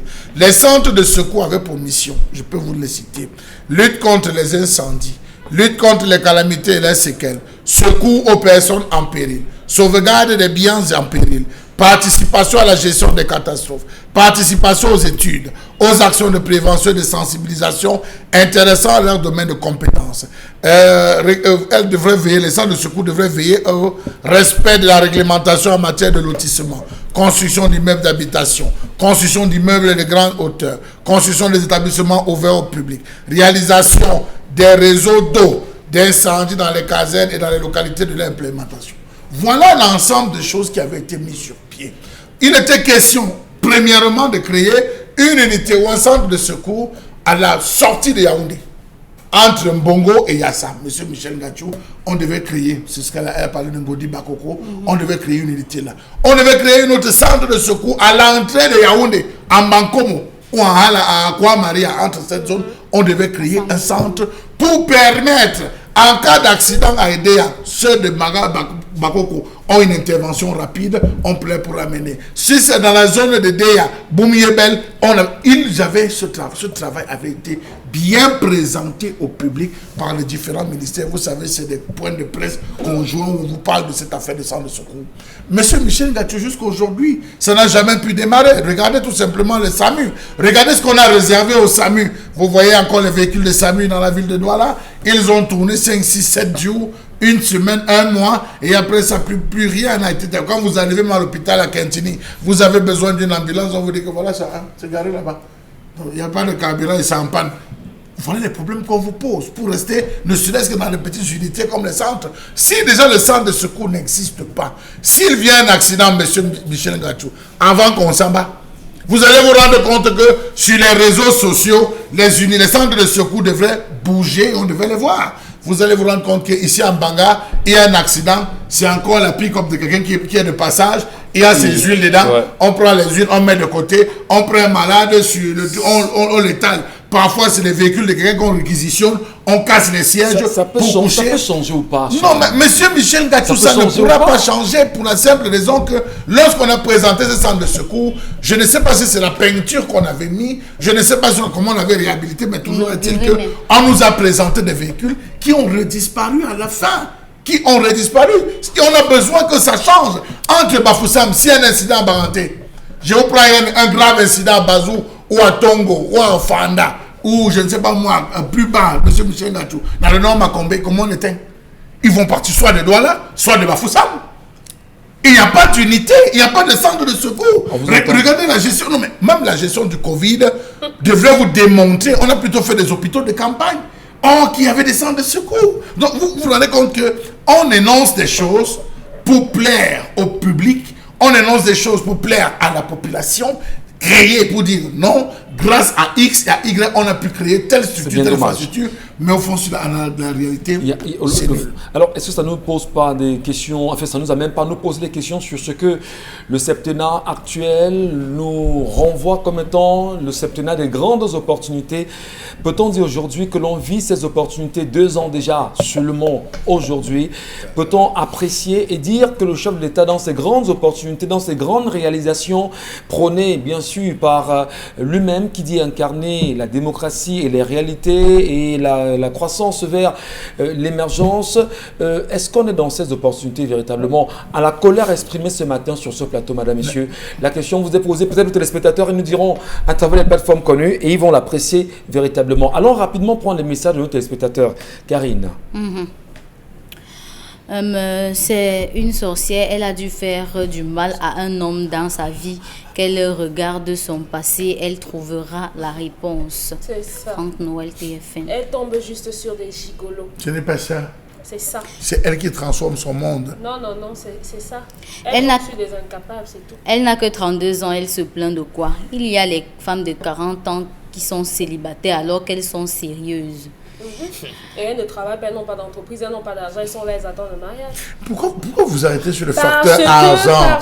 Laissez le facteur argent. Vous donnez l'impression que c'est lorsque la femme a de l'argent qu'elle se rend compte qu'elle vit. Lorsque M. Mbachou, lorsqu'une femme est instruite et qu'elle est indépendante financièrement, on lui dit que les femmes instruites, les longues créances, ce sont les longues bouches. Les hommes aujourd'hui se cachent derrière ça. Je me suis réservé le droit de vous dire, M. Michel Ngatou, que l'école est dangereuse pour la femme. Non, vous l'avez déjà dit. J'ai dit aujourd'hui, je veux dire que l'école est dangereuse. On sait comment vous pensez. Pourquoi, monsieur? Non, ça c'est vous qui pensez. Savoir ce que je pense. Est-ce qu'une assertion comme celle-là n'est pas très grave parce que Monsieur Michel Ngatou, sachez une chose. L'école doit développer 3 valeurs essentielles. Le savoir en termes de connaissances, le savoir-être et le savoir-faire. Sauf que ces 2 valeurs, l'école ne peut pas les donner. Il n'y a aucun enseignement qui donne le savoir-être et le savoir-faire. C'était avant.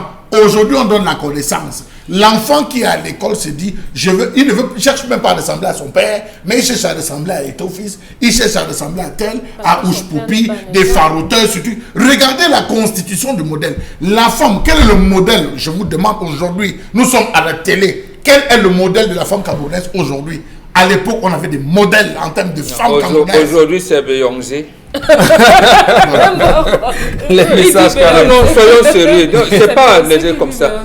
Je pense que les femmes, puisque nous sommes au Cameroun, il y a des modèles. Pourquoi la femme aujourd'hui camerounaise qui est instruite ne peut pas se questionner comment les Élise, tant qu'on fait? Elisabeth, tant qu'on fait? Combien les connaissent?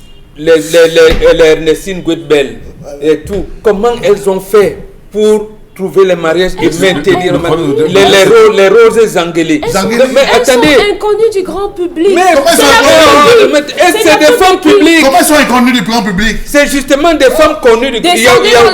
Demandez aux enfants qui sortent pour aller à l'école qui est...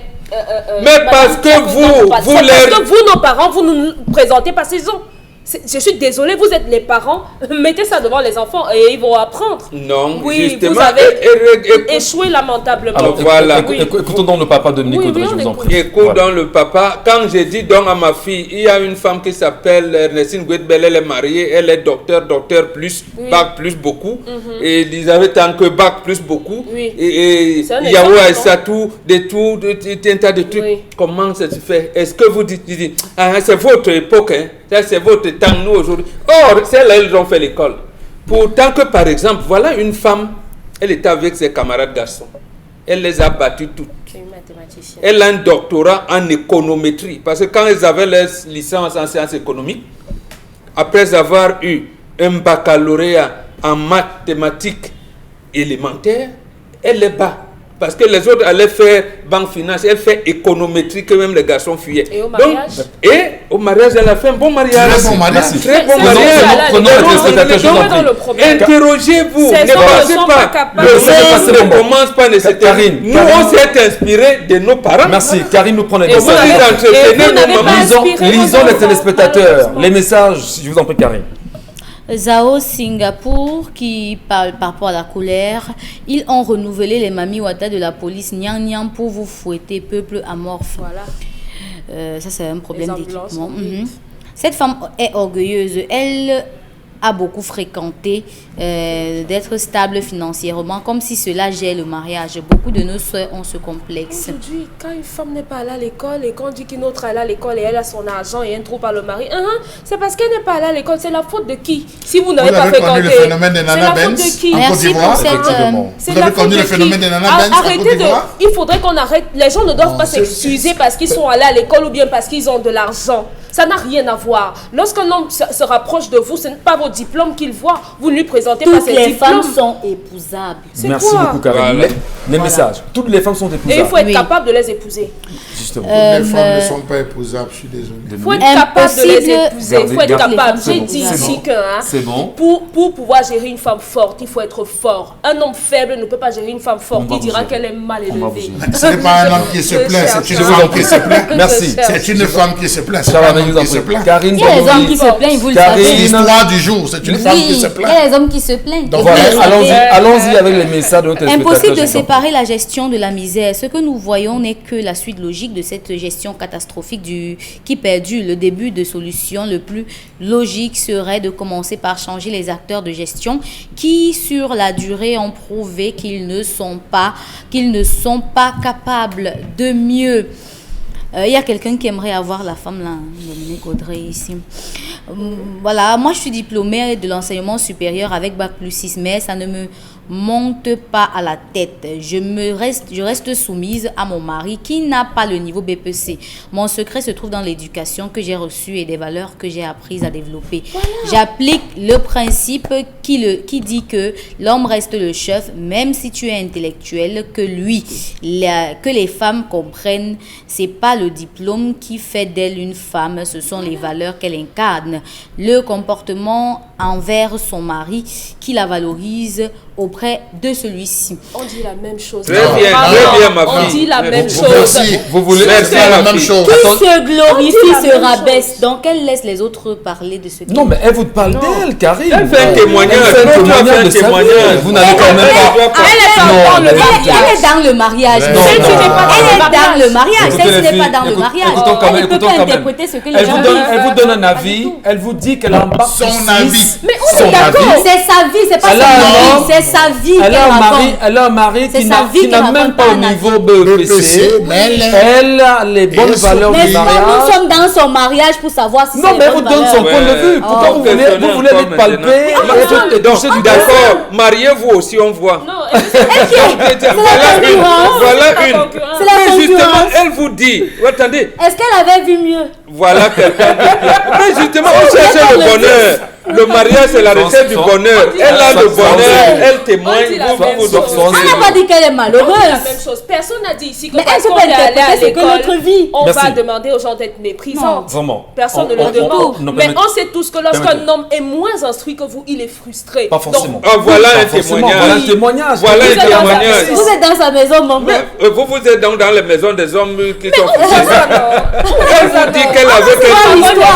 Moi, je reste dans les histoires. Merci Karine. Poursuivez les messages, je vous en prie. On a connu une dame chef d'entreprise bien riche matériellement qui cherchait éperdument un homme pour le mariage et quand elle en a eu, s'en est séparée après quelques années sous prétexte que son mari était venu pour la rendre pauvre compte tenu des charges qu'elle assumait dans leur couple.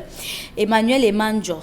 D'accord. Oui. Et qu'est-ce que vous direz ça vous direz justement que... Attendez, lorsque vous épousez une femme et que vous trouvez qu'elle a un certain niveau, un homme, s'il veut garder l'autorité, il doit tout faire pour être au-dessus de ce que sa femme rapporte. Interrogez la femme qui vient de faire un témoignage. Ne nous faites pas de cours de philosophie pour rien. Voilà un cas pratique. Ce qu'elle a dit, c'est que son mari est devenu pesant. elle s'occupe de lui et elle s'occupe de la famille de l'homme. Et attendez, je ne vais pas travailler toute ma vie pour m'occuper de... Voilà, prenez donc le premier exemple, et c'est un cas pratique. Son mari travaille. En commentant justement, elle est plus insulte que son mari, elle est à l'aise dans son foyer. Qui rapporte plus? Merci. Permettez, cher la main à la parole. Merci, monsieur Michel Ngachou. Vous vous rendez compte que la femme, elle cherchait un homme.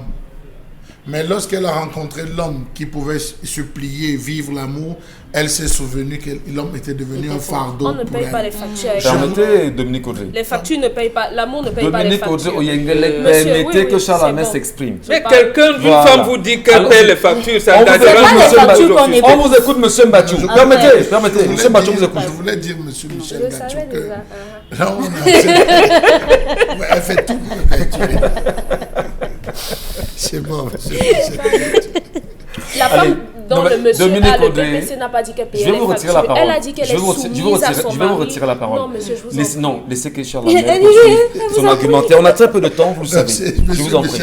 Il a une minute. Je voulais juste dire... Protégez-nous. Oui.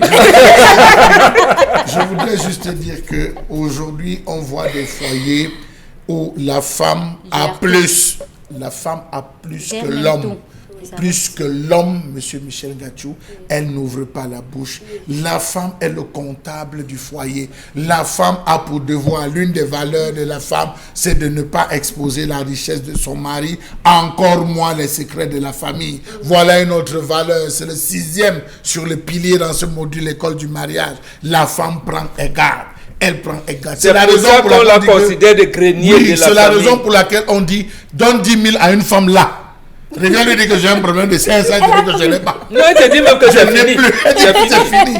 La femme conserve. Lorsque vous avez une femme qui commence à exposer, ce n'est plus une femme. Voilà cette femme qui a épousé un homme. Et l'homme, elle n'a pas dit qu'il était infidèle. Elle n'a jamais dit qu'il était dépensier. Mais elle s'est souvenue qu'il était une charge. Pour elle, elle l'a viré, elle a préféré se séparer parce qu'il était une charge. Donc, monsieur Michel Ngachou, je dis même pour l'histoire de ce jour, que cette femme laisse la valeur financière. Vous ne causez pas argent avec votre femme. On ne cause jamais argent. On ne cause pas diplôme à la maison. Je cause pas, vous n'avez jamais causé histoire ni doctorat. Vous allez causer du bien-être de la famille. Les enfants sont là à l'école pour pouvoir étudier. Tel a fait ceci, il manque des habits à tel, la santé et tout. Mais cette femme ramène toujours le travail. Vous allez la voir qu'à l'heure où elle doit jouer son rôle de femme, elle est au téléphone. Est-ce qu'on a fait la livraison? Il faut savoir se dissocier. Merci beaucoup. Mais c'est le goût de certains. Vous voulez toujours justifier. Oui, c'est pas une justification. Oui, c'est bon. Elle doit être femme sur votre téléphone. On a livré. Oui, je dis qu'est-ce qui est en train de se passer? Merci. Voilà. Elles sont merci à vous. Merci à nos millions de téléspectateurs. Merci, madame, messieurs, de nous faire confiance. C'est des réalités aujourd'hui au Cameroun, pas seulement. Et nous en profitons pour saluer les familles africaines qui nous regardent et qui sont également au parfum de cette réalité. Les femmes qui nous regardent ce matin, qui se retrouvent certainement dans l'histoire de ce matin et le vœu certainement de chaque homme. Il n'y a pas que les Africains qui nous regardent. Il y a également des étrangers qui nous regardent grâce à leurs collègues qui sont des gens de chez nous. Voilà, on vous dit merci. Et on voudrait également dire notre vœu, c'est de voir toutes nos sœurs être mariées. Toutes nos sœurs devraient être mariées. Permettez, laisse-moi. C'est notre vœu. Toutes nos sœurs aujourd'hui. Je ne sais pas ce que Dominique Audrey a mangé. Elle a pourtant commencé en bon conseillère devant tout. Elle vous a trompé. Le vœu, c'est de voir toutes nos sœurs être mariées. Et pour que nos sœurs soient mariées également, nous croyons qu'il y a une contribution de nos parents, nous croyons qu'il y a une contribution de la société et il y a un encouragement justement de nos frères les hommes. Nous devons tout faire également pour encourager nos sœurs à se marier et peut-être aussi à les épouser. Mais maintenant, il y a quand même un problème. Peut-être on marquera ça en termes d'interrogation. Est-ce que toutes les femmes peuvent être mariées? Parce qu'il y a un seul souci. Non. Demandez aux femmes de faire un autre colloque pour revoir leur émancipation de la femme. Aujourd'hui au Cameroun? Oui, dans le monde. Quand l'émancipation de la femme est venue détruire nos foyers. En 2017 et en 2018, dans la zone de l'Afrique de l'Est, que ce soit l'Ouganda, le Kenya, je ne parle pas, je vous dis que c'est des femmes qui ont manifesté pour être polygames. Même en Italie. Mais je sais. C'est des femmes qui ont manifesté pour réclamer la polygamie. Même en Chine, justement. Donc, je vous dis aujourd'hui, monsieur Michel Ngachou, que tel que le monde est en train d'aller. On sera tous polygames. Voilà, c'est important. N'oubliez pas qu'il y a des manifestations pour avoir plusieurs maris aussi. Dans un instant, madame, monsieur, qu'est-ce qui a fait le buzz sur les réseaux sociaux ces dernières 24 heures? Qu'est-ce qui a retenu votre attention? Quels sont les sujets sur lesquels vous vous êtes largement exprimé? Karine Santi a pris le temps de les ressasser encore pour nous ce matin. On vous écoute, Karine. Oui, on commence par les taxes sur le téléphone parce que les gens veulent nous distraire avec d'autres sujets parce qu'il faut bien en parler. Les taxes sur le téléphone importé qui vont s'appliquer à partir de demain 15 octobre 2020 si rien n'est fait. Alors, ce qui est sur la toile, c'est que les Camerounais questionnent à la fois cette loi, aussi l'entreprise qui est chargée de collecter les fonds et en plus même, il y a déjà des options qui sont sorties pour le craquage des téléphones. Les gens sur la toile sont très en colère par rapport à cette loi et aimeraient bien que elle soit vite modifiée ou encore tout simplement supprimée parce que déjà cela va tuer à la fois l'économie numérique, à la fois cette loi-là pourrait entériner même les entreprises qui importent les téléphones au Cameroun. La question qui reste, c'est comment est-ce que on peut enlever une taxe des impôts qui doit être payée par les entreprises qui importent les téléphones et la remettre dans les poches des citoyens lambda. Ça, c'est toute la question que les uns et les autres se posent sur la toile. Et les réactions sont fleuves sur Internet, madame, messieurs, devenu quand même aujourd'hui un des sujets majeurs qui alimente toutes les conversations au Cameroun. Demain, 15 octobre, si rien n'est fait, cette loi des finances risque d'être appliquée. Qu'est-ce qu'on peut faire pour la stopper? Où sont ces députés de la nation très attendus? On a vu quelques-uns justement de l'opposition s'exprimer, mais où sont les députés de la majorité sur cette question? Qu'est-ce qu'il faut faire pour sauver le consommateur camerounais? Devrait-on l'abandonner? Bombom Benga. La première chose, il faut condamner tous les députés qui sont à l'Assemblée nationale. Ils ont fait preuve là d'un comportement antipatriotique. Ils étaient là pour voter, pour sauvegarder les maisons des chimpanzés et autres, en oubliant l'essentiel. Ça veut dire qu'en fait, les députés de cette législature sont en train de nous dire que ne nous faites plus confiance, nous n'allons jamais lire les textes qui seront soumis à notre appréciation. Donc il faut quand même que les Camerounais l'observent, le constatent et décrient. Donc c'est la preuve qu'ils ont eu des textes qui n'ont pas pris le temps de lire. Attendez. Ils ont voté sans comprendre le contenu. Sans lire. Est-ce qu'ils ont même lu? Ils ne sont pas indigènes comme moi. Moi, vous pouvez me reprocher de n'avoir pas lu. Mais eux, ils savent lire, ils savent écrire. Donc, ils n'ont pas lu, nous devons condamner. Je pense que nous devons engager une pétition pour chercher motion de retrait de confiance à tous nos députés. Et peut-être même demander une élection législative anticipée. Parce que comment ils nous ont fait demander une loi pareille et aujourd'hui, quand le gouvernement veut mettre en application les dispositions de cette loi, ils sont comme s'ils sont surpris d'une loi qu'ils ont votée. Quand même, c'est terrible. Maintenant, c'est l'autre versant. Je dis, nous sommes dans la logique normale d'un gouvernement qui a programmé l'assassinat collectif de ces populations. Regardez comment, et on le dénonce ici depuis au moins 4 ans, dans le programme de prévention routière, regardez le comportement des gendarmes. Au lieu de mettre sur nos axes routiers comment vous appelez ça, pour flasher les gens, les radars, d'installer les radars pour discipliner. Et ils sortaient de Sissongo pour venir flasher. C'est la même chose que le gouvernement fait. On sort pour venir vous flasher. Quel est ce gouvernement par embuscade qu'on a installé ici et vous voulez nous parler de l'émergence? Non, pas du tout. Donc, je pense qu'aujourd'hui, même voilà un cas qui peut amener tous les Camerounais à se mobiliser et à descendre dans la rue. Voilà une situation parce que là, ça intègre et les forces du maintien de l'ordre qui vont nous taper et nous tirer dessus et les nombre d'affaires, justement. Ça, au moins, c'est un problème qui devrait nous amener vers mais ce qui est curieux, c'est que depuis la semaine dernière que cette actualité fait parler plus d'un Camerounais, on n'a vu aucune pétition. D'ailleurs, vous parlez de pétitions, même pas une pétition initiée pour dire que nous disons non à cela. Est-ce que les Camerounais comprennent que ça, c'est une logique mise en place pour pouvoir tuer l'économie même des familles aujourd'hui? Mais qui devait mieux nous l'expliquer que les députés? Qui devait mieux nous l'expliquer que ce que vous appelez la représentation nationale représente donc la nation comment? Très bien. Charles Amembatou, on va dire que les colères sont perceptibles aujourd'hui à travers les nombreuses réactions qu'on a sur la toile.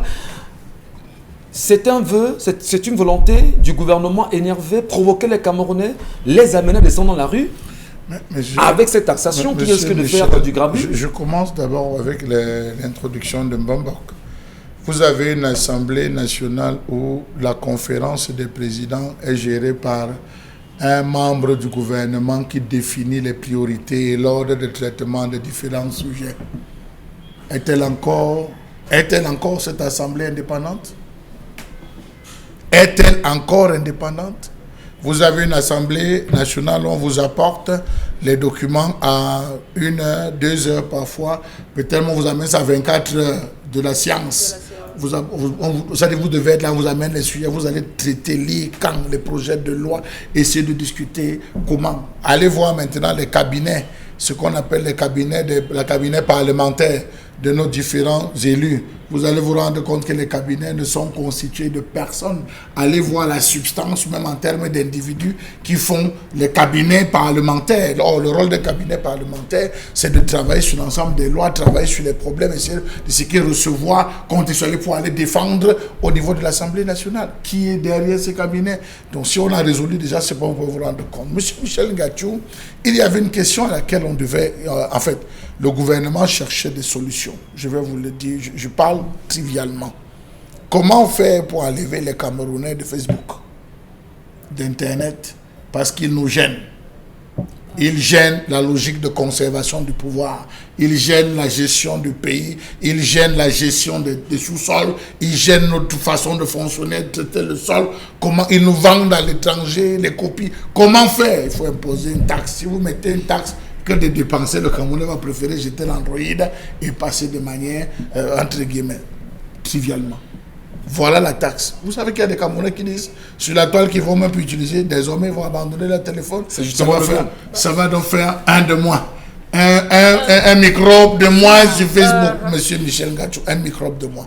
Je dis non. Je dis non, monsieur Michel Ngachou, parce que dans une république qui se veut sérieuse, on ne peut pas taxer. Vous avez vu, pour ceux qui se sont battus à écouter les réponses données par l'homme qui va gérer ces mécanismes, il s'est mis à balbutier. Il s'est mis, quand vous allez fouiller même le nom de son entreprise, même pas sur Internet. Je dis, ce n'est même pas sur Internet d'abord. Il faut savoir qui se cache derrière cette entreprise. De deux, il faut se poser la question, est-ce qu'il maîtrise même le sujet dans lequel il est en train d'aller? C'est une méthode, monsieur Michel Ngachou, de pillage, de stressage. On va stresser les Camerounais davantage. J'ai attendu que l'ensemble des présidents des réseaux de consommateurs se lèvent pour défendre, et je donne raison à un aîné qui d'habitude dit que ces chambres, ces réseaux de consommateurs, c'est des affamés qui vont, monsieur Michel Ngachou, tout simplement pour chercher des bribes, manger, se taire, ne défendre aucunement le peuple. Parce que depuis là, les différentes associations des consommateurs devraient déjà être là. Il y a un même qui est spécialiste des jeunes. Il aime trop gêner. De la famine. Excusez-moi.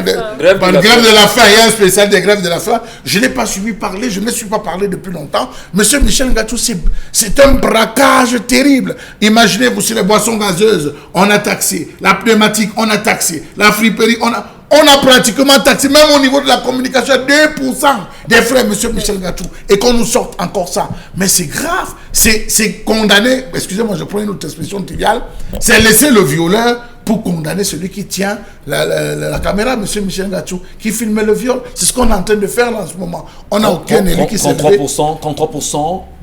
Sur 100 000, 33%. Monsieur Michel Ngachou. Le chiffre n'est pas... Monsieur Michel Ngachou. C'est pas... Voilà ça sur un triptyque. 33%. Voilà ça sur un triptyque. Vous achetez un téléphone qui est sorti en 2016. Sa valeur sortie de l'usine, après tout ce que vous voulez, c'est 100 000 francs. Ce téléphone arrive au Cameroun. Vous l'avez en 2020. Les 33% vont s'appliquer par rapport à la sortie de 2016 ou par rapport au temps qu'il aura mis dehors en 2020. Vous voyez, ils n'ont pas pu expliquer. L'autre chose, l'importateur téléphone qui passe par la douane, lui n'est pas taxé. Lui n'est pas taxé, c'est le consommateur qui doit. Alors, on se demande, le gouvernement camerounais est-il... Est-ce que le gouvernement, qui est même surpris aujourd'hui par cette loi-là, pourquoi aucune réaction? Ni le chef du gouvernement lui-même, Joseph Diongouté, ni le ministre des Finances ne vient nous expliquer. Mais les gens ont mûri leur système, leur truc d'embuscade, d'arnaque. Vous dites qu'ils viennent contester. Entre nous, soyons sérieux. C'est le gouvernement qui a posé. Non. Les Camerounais se laisseront-ils faire justement? Même pas. Dominique Audrey, rapidement. Même pas, parce que il y a des façons de pouvoir contourner ça aujourd'hui. Et tout le monde le sait, c'est disponible sur Internet. Ne me demandez pas de payer cette taxe parce que je ne le ferai pas. Je ne le ferai pas. Je ferai comme toutes les personnes qui ont déjà commencé à changer l'email de mon téléphone. Voilà. Oui, on le fera tous. Et on le changera autant de fois. Oui, on va changer. On va changer. Maintenant, vous allez faire le porte-à-porte. Il y a combien de téléphones dans cette maison? Où sont les factures? Où sont les reçus de vos taxes que vous avez payées? Ils vont devoir descendre maintenant sur le terrain. Parce que si vous les dépassez, là, ils vont imposer une taxe sur la respiration. En fonction de la grosseur de votre nez, vous allez payer. Parce qu'ils vont fouiller. Ils vont fouiller. Je vous en prie. Allez, Macon. C'est pour montrer la gravité, monsieur Moussel. Ce n'est pas seulement pour faire une légère pause, je vous en prie. Puisqu'il est important de respecter nos partenaires, madame, messieurs. Consti Lamine est avec nous. Il vient nous parler de 1001 tapis. Consti Lamine, bonjour. Alors bonjour Michel Gathiou, bonjour à tous nos téléspectateurs et bonjour à tous les clients du concept Salaka et du côté du magasin 1001 tapis. Nous sommes bel et bien le mercredi 14 octobre 2020. C'est donc la grande promotion du côté du magasin 1001 tapis, des articles de qualité à des prix vraiment dérisoires avec garantie. Et je rappelle aux clients du concept Salaka que le concept Salaka est le seul concept de communication commerciale qui vous permet d'avoir des articles de qualité. Et à Salaka, on ne dépanne pas un article, on le remplace. Oui, c'est l'un de nos slogans. On ne dépanne pas, mais nous remplaçons à Salaka. Les clients peuvent le témoigner. Alors ce matin, nous allons tout de suite, avant de passer à la vente proprement dite, je tiens encore à présenter à tous nos téléspectateurs que vous avez encore et encore quelques tensiomètres disponibles. Chacun devrait l'avoir à la maison. Prenez votre tension, c'est bien. Bien entendu, donc, un tensiomètre de qualité, vous l'avez au magasin 1001 tapis. Un tensiomètre avec tous ses accessoires, notamment l'élément principal que voici. Vous avez également son chargeur et bien entendu tout ce qu'il y a comme élément qui accompagne ce tensiomètre de qualité à un prix vraiment dérisoire. Et dès que vous achetez un tensiomètre, on vous donne gratuitement un fer à vapeur du côté du magasin 1001 tapis. Je rappelle que le stock il est très limité. Nous allons tout de suite passer à la présentation des autres produits du magasin 1001 tapis. Nous allons commencer par des tapis. Oui, vous avez des tapis de qualité, des tapis neufs, des tapis turcs.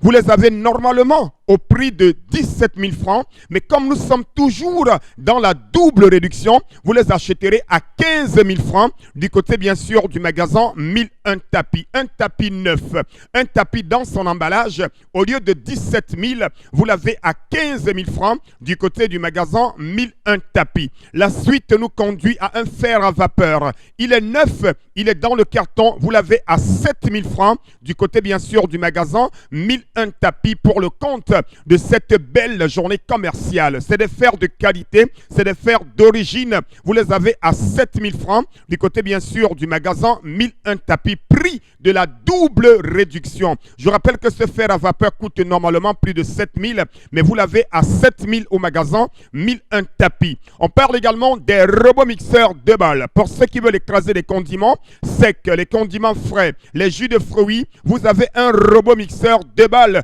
Au lieu de 12 000, vous l'avez à 11 500 francs parce que c'est le prix de la double réduction. Ne demandez plus les robots voisins, n'allez plus écraser les condiments chez les voisins. Chacun devrait avoir un robot mixeur neuf dans le carton avec garantie. Et je rappelle que ce robot mixeur, en cas de problème, ramenez-le, on ne va pas le dépanner. nous allons le remplacer. Vous l'avez à 11 500 francs seulement. On parle également de plus en plus des bouilloires pour bouillir de l'eau. Au lieu de 6 500 francs, vous les avez à 6 000. Une bouilloire neuve, une bouilloire en inox, une bouilloire de qualité. Vous l'avez à 6 000 francs au lieu de 6 500 du côté du magasin 1001 tapis. La suite nous conduit à un magnifique woofer. Ce woofer, regardez comment il est présentable. Il est costaud, il est nyanga. Il a la clé USB, la carte mémoire, il a la radio, on peut écouter la radio Equinox, il a un très bon son numérique et laser. Vous l'achèterez à moins de 35 000 francs. 35 000, c'est le prix de promotion, mais le prix de la double réduction, vous l'avez à moins de 35 000 francs au magasin 1001 tapis. On parle également de plus en plus, toujours, d'un ordinateur complet. La rentrée scolaire est en cours. Les parents, les enseignants, les établissements, achetez un ordinateur complet à moins de 45 000 du côté du magasin 1001 tapis, stock très limité. Vous savez très bien qu'en ce moment, les cours se font en ligne, les cours se font à distance. Des ordinateurs complets, vous les avez à moins de 45 000 francs du côté bien sûr du magasin 1001 tapis. C'est un corps de Dio avec 80 Go de disque dur. Vous l'avez à moins de 45 000 au magasin 1001 tapis. On parle également des grands fers à vapeur.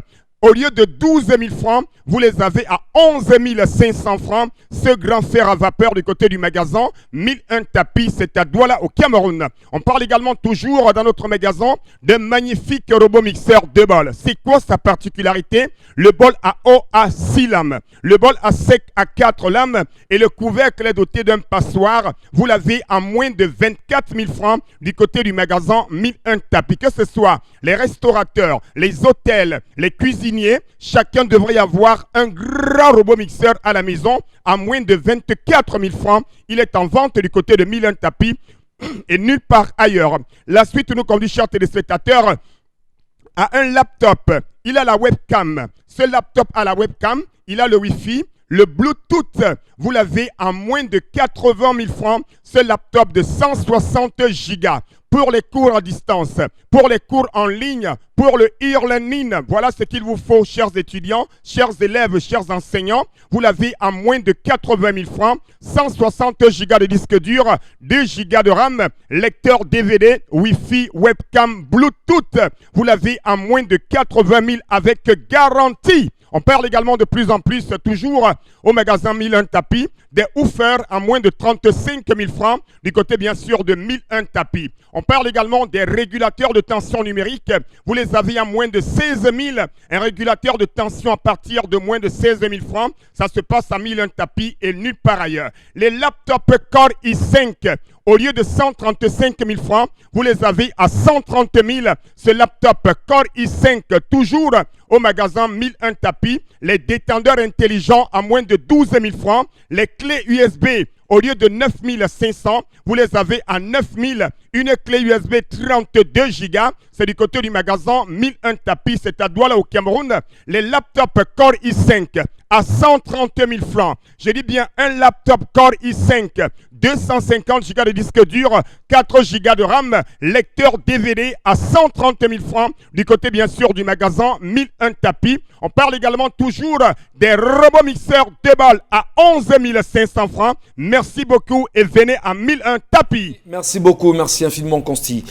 C'est un plaisir justement d'être avec vous. Allez madame, monsieur, poursuivons l'émission. Karine Santia nous laisse également en route avec un sujet qui fait parler également les Camerounais aujourd'hui. Karine. Oui, on parle notamment du père Ludovic Lado qui voulait marcher hier. De toutes les façons, il a commencé à marcher et jusqu'à l'entrée des DIA, il a été arrêté par la police et reconduit à Douala.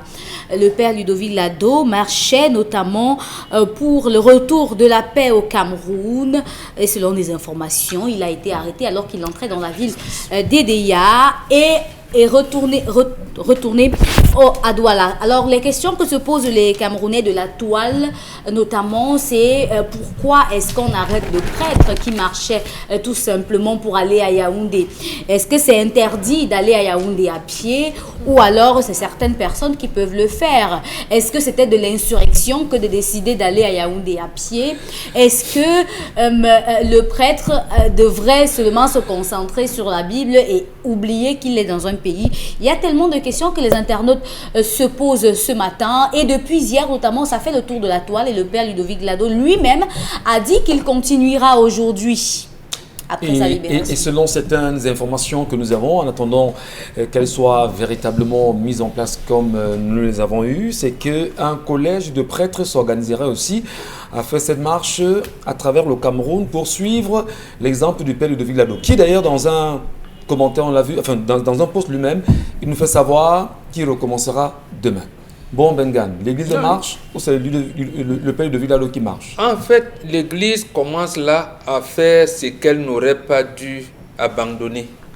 Je pense pour la congrégation des jésuites, c'est une bonne chose parce que d'abord, dès les premières heures de la décolonisation du continent noir et du Cameroun en particulier, c'est un père jésuite qui avait initié une lettre pour demander un peu que les prêtres indigènes puissent vraiment proclamer leur prédication au regard de la situation qu'ils vivaient. C'était sous la conduite du père Menrat Hebga. Ils ont écrit une lettre qui disait « Les prêtres noirs s'interrogent ». Ça avait paru à Présence africaine à l'époque. Et c'est bon. D'autres choses. En Amérique latine, lorsque vous voyez la société qui se mouve aujourd'hui, c'est précisément parce que une bonne frange des prêtres de l'Église catholique romaine s'était rangée du côté de ceux qui réclamaient la souveraineté de leur État. D'où est née la théologie de la libération. Parce que ils ont dit là-bas que l'Église devrait être du côté des pauvres et des opprimés. Mais chez nous, les prêtres de l'Église catholique romaine étaient en collusion incestueuse avec le colonisateur d'une part et les relais de cette colonisation-là après ce que vous avez appelé indépendance. Donc on en est là jusqu'aujourd'hui au point où on peut assassiner les prêtres, les évêques et tout. Vous allez voir, à peine quelques éclats de voix, on se retasse encore. Au point où vous ne savez pas. Ici, donc vous saluez l'action du père Ludovic Lado? J'ai salué l'action et justement parce qu'il a pris lui-même, je pense dans Jean 5, verset 8, il dit, Jésus a dit à l'aveugle, lève-toi et marche. Donc, lui, il s'inscrit dans la parole de Jésus, que je ne connais pas trop, mais apparemment, quand Jésus a dit, il demande au peuple camerounais, mais lève-toi et marche. Marcher justement pour la paix, revendiquer la paix, marcher seul, marcher pacifiquement, qu'est-ce qui peut justifier l'arrestation policière? Charles Mathieu. Vous savez, lorsque vous avez fait du mal à quelqu'un dans un quartier, dans une entreprise, dans une structure, le moindre frissement d'une feuille vous fait paniquer, M. Michel Ngacho. Ouais. Alors, est-ce que la marche du père Ludovic Lado ne va pas engendrer et d'autres marches, M. Michel Ngacho? Oui, on nous fait savoir qu'il y a un collège de prêtres qui s'organise pour pouvoir le suivre dans sa marche. N'était-ce pas une voie subtile employée par le MSC pour rebondir? Vous voyez, vous riez déjà. Lui-même, il rit déjà. Vous avez posé une question, ils veulent se rassurer, M. Michel Ngacho. Mais lorsque le vent est donné, lorsque le ton est donné, le ton a été donné par le MRC, je suis surpris qu'à ce jour, tous ceux qui ont passé le temps lâchement à condamner Maurice Kamto pour l'action qu'il avait posée en tant que parti politique, M. Michel Ngacho, aient abandonné étrangement le dehors. Regardez la scène politique, il n'y a plus personne. Qui est en train de le prendre le dehors?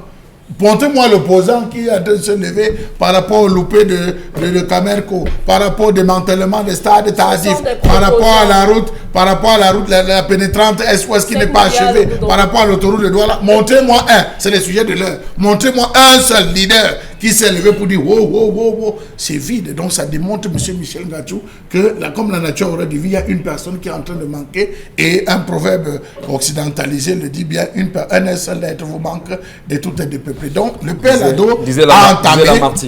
Lado a entamé la plus grande frustration. Rappelez-vous, M. Michel Ngachou, que lorsque le père Ludovic Lado entre en front, rappelez-vous ses premiers postes, il avait dit je suis Bamileke et fier de l'être. Vous vous souvenez, après la sortie de Monseigneur Mbakot au sujet de l'Institut de l'Université catholique à Yaoundé, tout ce que cela avait créé comme problème, ça lui a valu plutôt des sanctions, on l'a plutôt fait des affectations disciplinaires. J'ai bien peur qu'à l'heure où nous sommes en train de causer, des mesures sont en train d'être prises entre le pontife, je ne sais pas si c'est le pontife, entre les représentants du gouvernement, le nom c'est tout pour essayer de voir dans quelle mesure on va essayer de le mater ou de l'affecter quelque part. Et on sait que ça c'est la stratégie de l'Église. Non, mais il est déjà en Côte d'Ivoire. Moi je pense... Je ne dis pas non, on peut même l'affecter en Parois. À votre suite, Charles Lamel, peut-être comme les gens là sont sataniques, les prières du Père les dérangent. Parce que ce n'est pas la première fois. Il était venu ici l'année dernière pour donner une conférence de presse avec le CPP.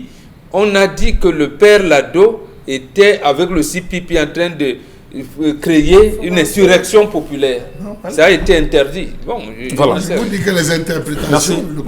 Merci beaucoup. Mais nous rappelons et précisément que ce fut le 14 août sur les antennes Equinox Télévision Radio, voilà, dans le cadre de l'émission Bonjour chez vous, que le père de Villado nous a dit qu'il s'engagera bien sûr à marcher pour la paix dans le nord-ouest, le sud-ouest, si jamais rien n'était fait, mais surtout en interpellant l'action de l'Église. Constil Amine, on vous retrouve cette fois-ci avec Von Bio. Avec, bien entendu, l'un des produits, c'est le correcteur de posture, correcteur des posters.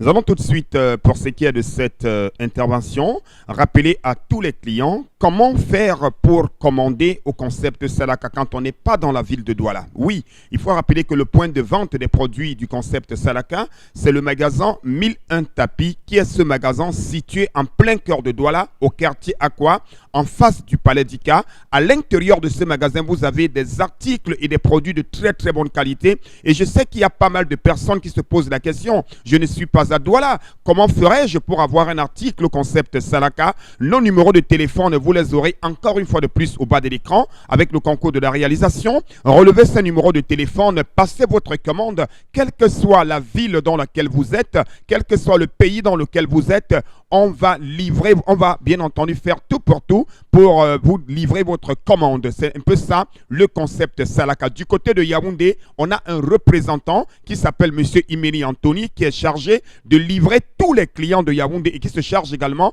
de l'expédition des colis du côté de Bertois, d'Ebolova, de Bafia, de Ngaoundéré. Tout le Cameroun est livré par le concept Salaka. Alors à l'instant, nous parlons du correcteur de posture, cette jaquette médicale qui est également en vente au magasin 1001 Tapis. Ça permet d'éliminer les douleurs au niveau du dos, ça permet d'éliminer les douleurs au niveau des épaules, ça permet également de nous prévenir contre le mal de dos. Chacun devrait l'avoir. Oui, ceux qui ont déjà des douleurs au niveau du dos, voici une jaquette médicale qui est importante pour éliminer les douleurs au niveau du dos. Le prix de ce correcteur de posture, le prix de promotion est de 10 000 francs. Mais comme nous sommes en double réduction au magasin 1001 Tapis, vous l'avez à 9 500 francs, un correcteur de posture, quelle que soit la taille, quelle que soit la couleur, vous l'avez à 9 500 francs, votre correcteur de posture au lieu de 10 000. Cette offre est valable sur tous les articles du magasin 1001 Tapis. Il y a également bien entendu la pommade contre les hémorroïdes. Cette pommade qui permet d'éradiquer totalement les hémorroïdes. Elle est également en vente au magasin 1001 Tapis à un prix très très promotionnel. Merci beaucoup et rendez-vous à 1001 Tapis. C'est terminé pour l'édition de ce matin, mesdames et messieurs. Nous restons proches de vous. Nous vous accompagnerons chaque jour. Mais surtout, ensemble, nous continuerons à lire le Cameroun. Demain, 10h, avec le même plaisir. Au revoir.